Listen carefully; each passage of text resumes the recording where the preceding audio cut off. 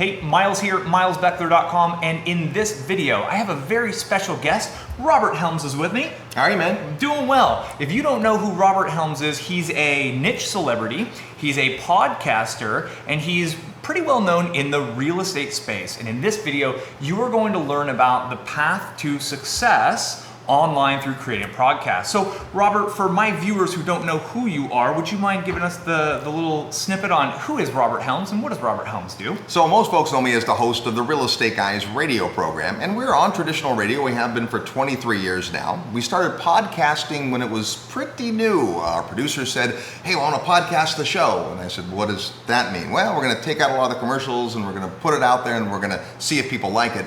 And today we're one of the top downloaded shows. Our show airs once a week in 190 plus countries, and people come from all over the world to our events, and it's absolutely crazy. Just a couple of guys with microphones in a suitcase, and we talk real estate, investment real estate primarily. Okay, so investment real estate, let's go back to the beginning. So you were broadcasting before podcasting was a thing. Right. So there's obviously some sort of a little bit of a radio story there. Yeah. And then real estate happened. So can you take us to the early days when you overlapped your passion for real estate, or whether it even was a passion? It was. And the world of broadcasting. How did that happen for you? It was that exact Venn diagram that you talk about. So my dad was a real estate agent, but primarily he was a real estate investor. And he loved to buy real estate, own real estate, and I got the bug pretty early. He needed some help, and so to help in real estate, you gotta have a license. So I studied to get a license, and that gave me the ability to earn $10 an hour, which was twice as much as I'd been earning in my overnight radio job. So I was, my background is, my high school had a radio station. We were 10 watts, rocking the block. And it was fun. I learned that I could grow a personality. I'm a very shy person, but in this little radio studio, I kind of developed, myself, and I love music, and we'd play all kinds of different songs. And I got to college, and there was a college radio station, and really great environment, loved music. And that was one of my, all-time favorite parts of my life was learning radio, getting around other people who were learning radio. Meanwhile, my dad's in my ear about real estate. I start to get the idea of passive income. You can own a property, somebody else lives in it, takes care of it, and they send you a big chunk of the money. I like that, and we figured out how to sell real estate, and I worked with my dad, and I had a bunch of great mentors in that business, and radio was just an interest at that point. And then a friend of mine said, hey, I'm a public speaker, and he's still a public speaker, and he said, you have kind of a radio background. I was thinking about doing a radio show on real estate.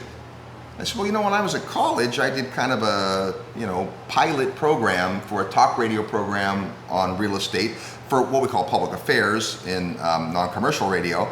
So we kicked around this idea for a little bit, and we started this fledgling little show where we would just kind of pontificate about real estate, and then before you know it, people would call in, and we'd take callers, and it grew, and then we went to another station, and we syndicated the old-fashioned way back then, before podcasting. We take our program and put it on another station. Pretty soon we were on a dozen stations in 8 different states, and it became kind of a thing. And then podcasting is what really made the difference, because that's where people raise their hand and say yes. They don't just happen to be tuning by. But I was able to take the thing that I was originally impassioned by, radio and communication, and still am, and marry that with real estate in a kind of unique way. Yeah, so for the quick takeaway here, a few things. Number one is there's 2 sides to this story, right? There's the media, there's the form of communication. And I love something you said, that in that radio studio, which is a unique experience. I did college radio in the Bay Area, also a 10-watt station. Yep. And when the red light is on and it's just you, and you've kind of got your play sheet, you got your things to do, but you have these stop sets. And you can't have dead air, and you just learn how to adapt on the fly. So there was the medium that he connected with that was kind of in alignment with his DNA. And then there was the message, is the other side of that, which was the real estate. Quick question, how long were you actively doing real estate full-time, working in that position before you started the radio show, or the radio side, before those 2 merged? So in order to earn a living, I found real estate, and I spent what I had to spend to live, and then everything else I invested in real estate. So that was my whole makeup, my philosophy for real estate wasn't to sell it to make a commission. It was to sell it so I could buy more real estate. And it was probably 6 or 7 years before we toyed around with this idea. My friend and I, it happened on the deck of a cruise ship one day, And it was another maybe 2 years before we actually got a radio show. And that was 23 years ago. So it evolved, and the radio show today is so different than it was. And part of that's because of new media, but we still are on traditional radio and have a radio audience. But the difference isn't that. The difference is that the show early on was about the expectations and experiences we had in real estate, which were primarily residential. Buy a house, get a tenant. Today, the show is much bigger than that. We not only talk about agriculture and commercial and development, but we talk about broader picture economics and monetary policy and all that kind of can of worms. I mean, everything does Simon Black, and it goes very diverse. And so, 6 to 7 years of hands-on, practical, day-to-day experience, living, eating, sleeping, breathing real estate.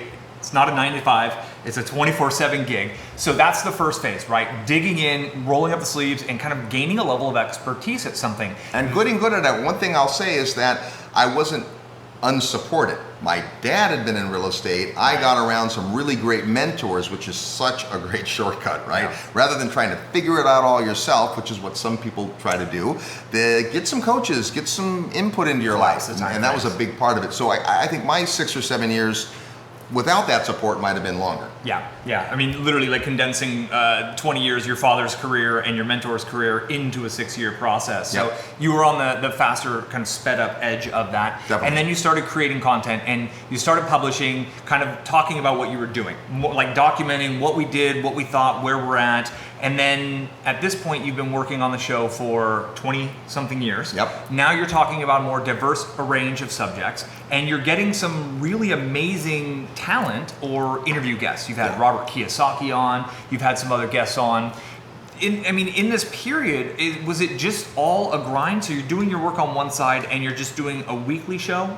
Yeah, so it started as a weekly show, and the only overlay is that on a listing appointment, we would say, in addition to all the great things we're going to do to get your house sold, oh, by the way, Robert hosts a radio show, because I would sell and list with my dad. We were a duo, a team, and by the way, have this local radio show. On the radio show, we didn't talk about listings or any of that kind of stuff, but it was just like, a little bit of credibility. This guy, I know that radio station, I've heard shows there. That was really the only synergy, if you would. And then this show moved into really focusing on the listener, providing ideas, inspiration. We don't give advice, we give ideas and things you can pursue, and we try to connect people to thought leaders and so forth. And then we made the realization, which I guess was obvious, we're not the smartest guys in the room. Let's start to get some guests that are kind of at a different level.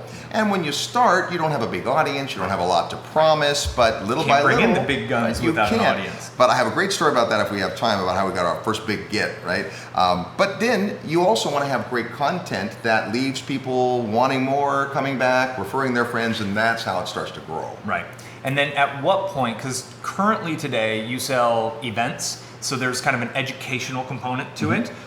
You have a wide variety of events and product offerings that you now offer to this audience that you built. And that wasn't the vision in the beginning. So at what point did you transition and realize that this captive audience who we've been sharing things with, we've been bringing on guests, that they want more, that there's opportunity to, they're craving more? And when did you have that realization, and maybe what was kind of some of those first offerings that you tested? Yeah, that's a great question. And we really didn't have an outcome in mind for the radio show. We thought, well, more people will know what we do. It'll be a little credibility for listings. For my partner's business, my initial radio partner, he's with me the first 5 years, and now I have a different co-host. We still call him the temporary co-host, even though he's been with me now for 18 years. Shout out to Russ. Russell Gray, who's awesome. But the first guy, we'll call him Charlie, since that was his name, Charlie. So Charlie's business was continuing education for real estate agents, and he would get a little bit of business from being heard on the radio, and we would probably get the nod. So there was a reason to do it, but it wasn't any kind of financial model. And what happened is exactly what you said. People wanted more information. We only had an hour show, and so we decided to do an evening seminar that we cleverly called the Income Property Workshop, which was to spend 3 hours learning from 5 or 6 different people. So Charlie and I spoke, but we also had a lender, and we had a tax professional, and we had a property manager, and we had a title company, and they would all talk about how you bought an investment property. And lo and behold, we run these little ads during our show, and we had 110 people show up at $100 or something, and went, wow, people showed up. And we had no outcome. Like they went to the seminar and we didn't have another seminar, we didn't have a book. You weren't selling anything at the end of that night? Nothing, no. And people were frustrated by that. Like, well, I'd really like to learn more. You talked about the 1031 tax deferred exchange, right? When could I learn about that? Yeah. Right, so we didn't have that. Now, I will say we went the other way. At one point in our lives, we were doing 60 live events a year. We had a catalog. That's it was over all, one per week. All in Northern California, all in the Bay Area. That's where the show was, right? That's where our networks were. And today we probably do 12 or 14 events, but they're bigger, they're better, they're a lot more intentional and strategic. And more fun.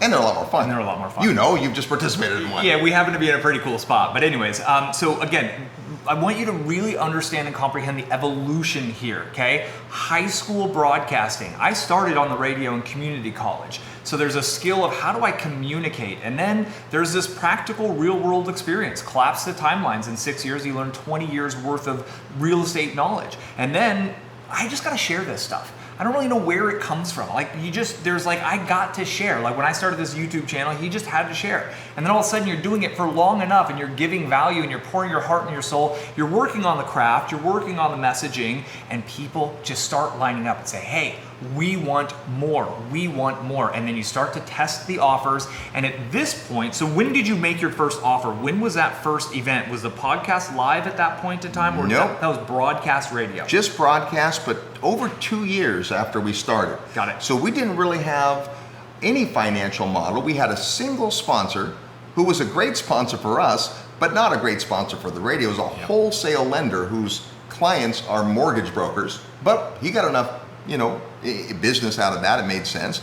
And then we realized in radio, the model is, well, you're going to sell ad space, but that didn't exactly fit with who we were. I wouldn't sell an ad to someone that I didn't have a good feeling about or know their business model or any of that. And we didn't have to do that, right? So little by little, we started to figure that people do want more information. And there's some who will just take the free radio show or free podcast. Awesome. There's some that will engage, maybe come to an event, maybe buy your book or an ebook or a course. And there's some people that want to just do it all, want to really learn and really study. And it takes a while for people to get their idea, their head around this mentality of giving their best stuff for free. Yes. And you want to monetize right away. Well, all in good time. I mean, we didn't monetize for 7 or 8 years. Even that first event we did, it cost us as much in putting on the event and having refreshments and booking a hotel room and printing workbooks. And we didn't make any money really at the event. Now today our event business is profitable, but that took time. And I think that's part of the message is you got to be really good. You can't just want to be a YouTube sensation. I mean, there's people that maybe pull that off, but you got to be good at something. You have to have some area of expertise.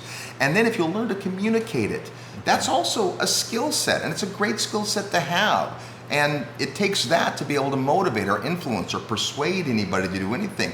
And even sometimes that's persuasion isn't selling, it's persuading them that they can be great. It's persuading them they can have more. And people will be loyal to you in direct proportion to the amount of positive change you've helped them affect in their life.